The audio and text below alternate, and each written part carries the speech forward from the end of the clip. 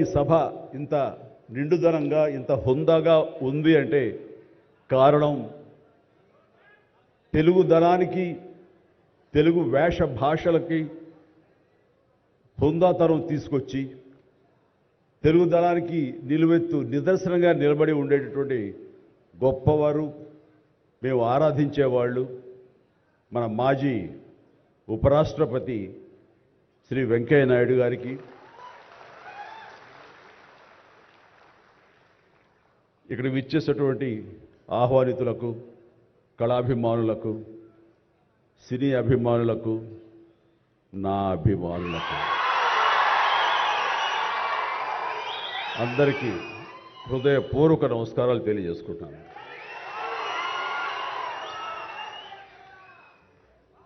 నాకు నిజంగా మా ఇంట్లో అడిగారు పద్మ విభూషణ్ అవార్డు అనౌన్స్ చేయగానే చాలా ఆనందంగా ఎంత ఆనందపడుతున్నారు ఏంటంటే నిజంగా పద్మభూషణ్ అవార్డు వచ్చినప్పుడు నాకు ఉన్న ఆనందం అంతా ఇంత కాదు. కానీ ఇన్నేళ్ల తర్వాత ఇప్పుడు ఈ పద్మ విభూషణ్ అవార్డు వచ్చినప్పుడు నిజంగా అంత ఉత్సాహం లేదు. ఏదో వచ్చింది సంతోషం, గౌరవంగా స్వీకరించాలి, ఎంత ప్రజాభిమానం అని అనుకుంటూ ఉన్నాను. కానీ ఆ తర్వాత తరలి వచ్చేటువంటి వివిధ ప్రాంతాల నుంచి మనుషులు కానివ్వండి, వ్యక్తులు, అభిమానులు, సినిమా పరిశ్రమ నుంచి కానివ్వండి, రకరకాల అసోసియేషన్స్ కానివ్వండి, అలా ఎంతోమంది రాజకీయ ప్రబుద్ధులు కానివ్వండి, అందరూ గత వారం రోజులుగా ఎడతెరిపి లేకుండా వాళ్ళు ప్రశంసలు కురిపిస్తున్నారంటే ఆ ఆనందం ద్విగుణీకృతమైంది. ఎంతో ఉద్వేగానికి ఎంతో ఇదిగా అయ్యింది. అవార్డు ఇవ్వని అభిమానం, అవార్డు ఇవ్వని ఉత్సాహం, ప్రోత్సాహం మీ కరతాళ ధ్వనుల ద్వారా, మీ ప్రశంసల ద్వారా ప్రతి ఒక్కళ్ళు మనసారా ఆశీర్వదిస్తుంటే చాలు ఈ జన్మ, ఇది పూర్వజన్మ సుకృతం, ఎప్పుడో చేసుకున్న పుణ్యఫలం, మా అమ్మానాన్నలు వాళ్ళకి జన్మించేందుకు వాళ్ళు చేసిన పుణ్యఫలం నాకు ఈ విధంగా సంక్రమించిందంటూ నేను నిజంగా మనసు స్పందించి అలా భావిస్తాను. అదే మీ ముందు ఉంచుతున్నాను.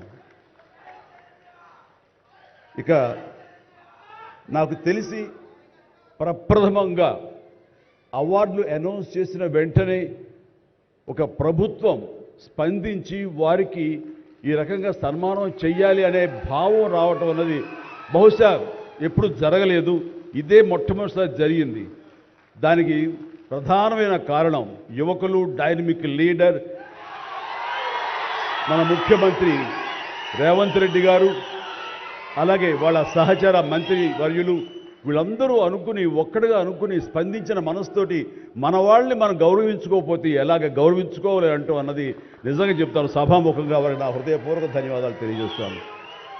అంటే సన్మానాలకి ఇక్కడ నేను కానీ, మన వెంకయ్యనాయుడు గారు కానీ, ఇతర పద్మ అవార్డీస్ కానీ ఎవరు కొత్త ఏం కాదు. వాళ్ళు రకరకాలుగా విధాలుగా వాళ్ళు సన్మానించబడుతూ ఉంటారు. కానీ సరిగ్గా ఇలాంటి సమయంలో ప్రభుత్వం ముందుకు రావడం అన్నది వారు ఈ కళాకారులకి, కళలకి వారు ఇస్తున్న ప్రాముఖ్యతకి నిజంగా మనస్సు స్పందించి నేను నా అభినందనలు తెలియజేస్తున్నాను.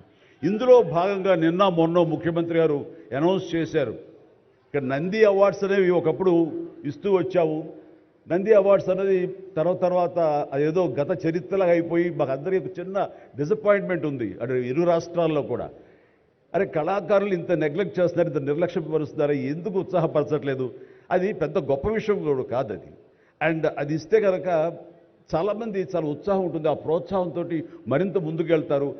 తద్వారా ఎన్నో సినిమాలు కానీ, నాటకరంగం కానీ ఇవన్నీ అభివృద్ధి చెందుతాయి. తద్వారా ఎంతోమందికి ఎంప్లాయ్మెంట్ కానివ్వండి, ఎంతోమంది ప్రోత్సాహం కళాకారులు ఇంకొంచెం రావడం కానివ్వండి. ఆ రకంగా ఈ రోజున చూస్తే కనుక మన సినిమాలు ప్రపంచవ్యాప్తంగా ముందుకెళ్తున్నాయంటే అలాంటి ప్రోత్సాహం, అలాంటి ఉత్సాహం ఉండబట్టే. సో ప్రభుత్వ పరంగా కూడా అలాంటివి ఉంటే కనుక ఇది మరింత ముందుకెళ్ళడానికి అవకాశం ఉంది. అది గుర్తెరిగి ఈ రోజున ఆ అవార్డులు మళ్ళీ మనం రెజ్యూమ్ చేస్తాం, మళ్ళీ తిరిగి మళ్ళీ ఇస్తామని ఆ నిర్ణయం తీసుకోవటం, దానికి పేరు ప్రజాగాయకుడు.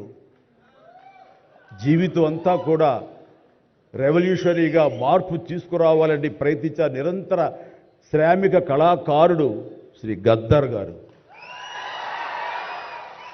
గద్దర్ గారి పేరున అవార్డులు ఇవ్వటం అన్నది ఎంతో సముచితం, ఎంతో ఆనందం, ఎంతో ముదాహం.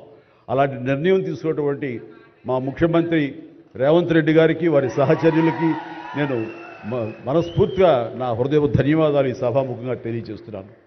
అండ్ ఇక్కడ నాకు ఈ అవార్డు రావడం ఆనందం, కానీ ఆనందం మరింతగా ఉండటానికి కారణం మేము చిన్నప్పటి నుంచి ఎంతో అభిమానించి ఆయన చూసుకుని ఇన్స్పైర్ అయ్యాం. వారే స్టూడెంట్ లీడర్గా ఉండి జయాంధ్ర కోసం అప్పట్లో స్టీల్ ప్లాంట్ కోసంగా ప్రయత్నం చేసినటువంటి వెంకయ్య నాయుడు గారు. ఆయన వైజాగ్ కాలేజీలో యూనివర్సిటీలో